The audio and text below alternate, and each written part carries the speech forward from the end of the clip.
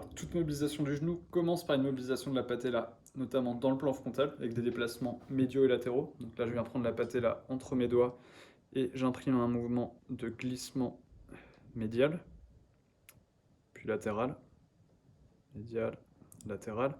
Les glissements peuvent se faire aussi de manière crânio-caudale.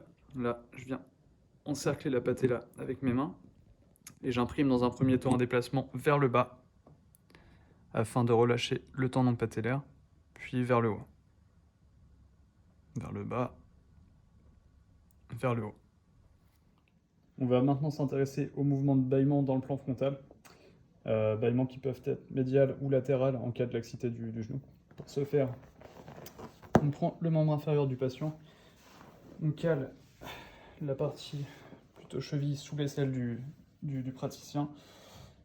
On pose les mains de part et d'autre de l'interligne, en médial et en latéral. On peut légèrement ouvrir l'angle au niveau de la hanche.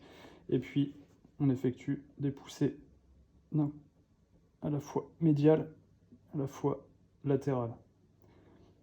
Chez le sujet sain, on ne rencontre pas forcément de déplacement, pas forcément de laxité. En cas d'atteinte, on peut éventuellement retrouver des bâillements soit médiaux, soit latéraux.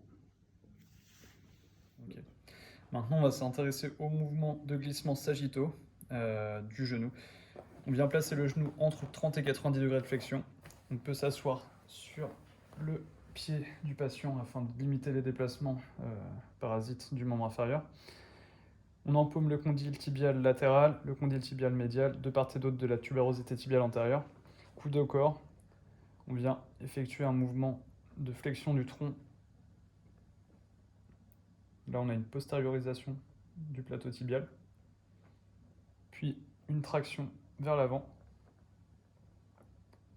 avec une antériorisation du plateau tibial. Ces mouvements de postériorisation et d'antériorisation reproduisent les glissements que l'on peut retrouver au cours de la flexion de genou associés au mouvement de roulement.